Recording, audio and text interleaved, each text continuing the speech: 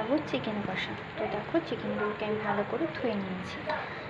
এবার এই মশলার জন্য আমি মশলাতে কী কী দেবো সেগুলো দেখাবো।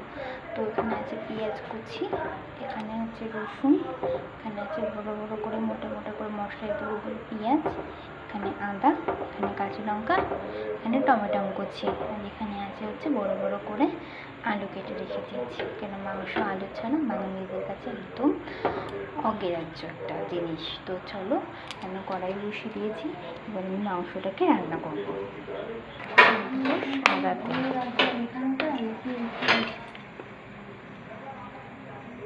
তো এখানে দিয়ে দিচ্ছি সাদা তেল পরিমাণ মতো।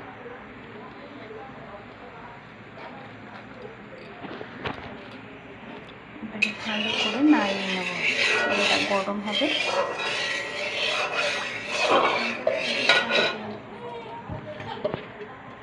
এবার তেলটা গরম হয়ে গেছে, এবার আমি দিয়ে দেবো পেঁয়াজ।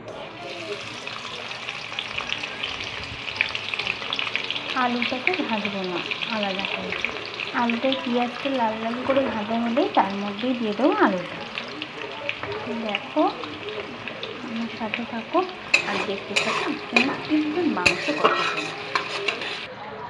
এখানটায় নিয়েছি রসুন, যেটা কেটে রেখে দিয়েছিলাম মশলা করার জন্য, আদা এবং ডুমো ডুমো করে পেঁয়াজ। এইগুলোর মধ্যে এই মশলাটা ম্যারিনেটটা করে নিই। ততক্ষণ তোমরা আমার সাথে থাকো আর দেখতে থাকো। পেঁয়াজগুলোকে লাল লাল করে ভাজা হয়ে গেছে, আমি এবার দিয়ে দেবো আলুগুলো।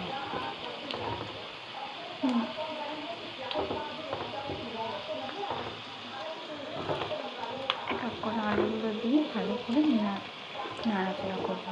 আলু আর পেঁয়াজ একসাথে লাল লাল করে ভাজা হয়ে গেলে পরে তারপরে দিয়ে দেবো আলু ভাজার মধ্যে। এবার দিয়ে দেবো হলুদ, 2 চামচ হলুদ দিলাম। হলুদটা দিয়ে ভালো করে নাড়াচাড়া করবো।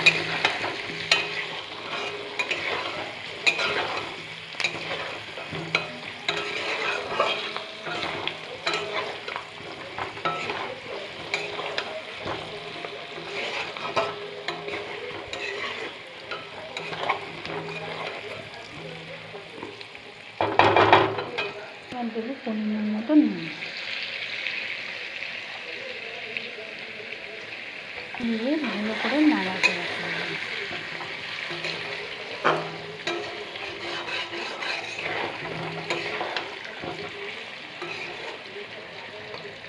আলুগুলো বেশ লাল লাল করে ভাজা গেছে, এবারে আমি দিয়ে দেবো টমেটো কুচি দেবো না, এখন দিয়ে দেবো মশলাটা।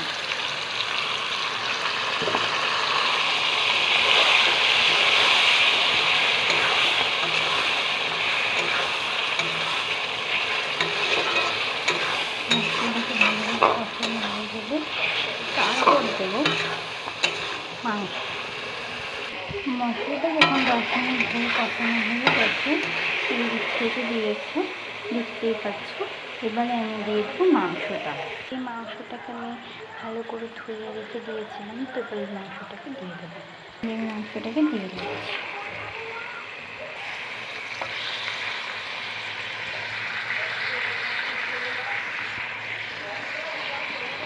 মাংসটাকে দিয়ে ভালো করে কষাবো।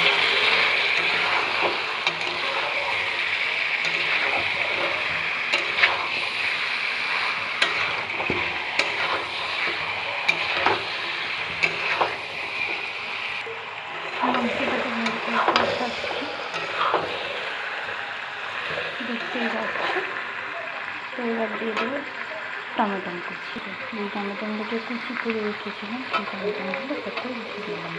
কাঁচা লঙ্কা কুচি, কাঁচা লঙ্কাগুলো দিয়ে দিলাম। এটাকে লঙ্কা যদি কমও লাগে পরে সেই লঙ্কাগুলোকে তেলগুলো ফুটে যায়। তো দেখতেই পাচ্ছি কি সুন্দর একটা কালার এসেছে।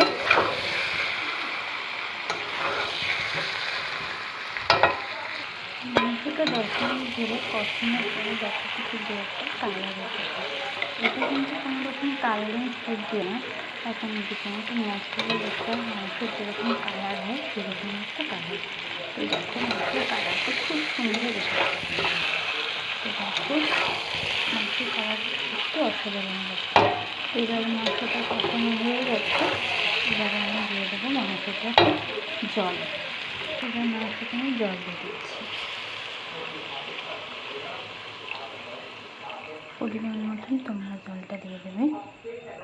তো এই দেখো মাংসতে জল দিয়ে দিয়েছি পরিমাণ মতো।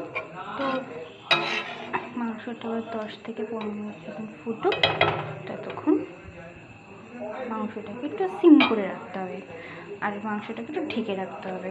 তো চলো মাংসটাকে একটু ঢেকে দিই আর একটু সিম করে দিই গ্যাসটা।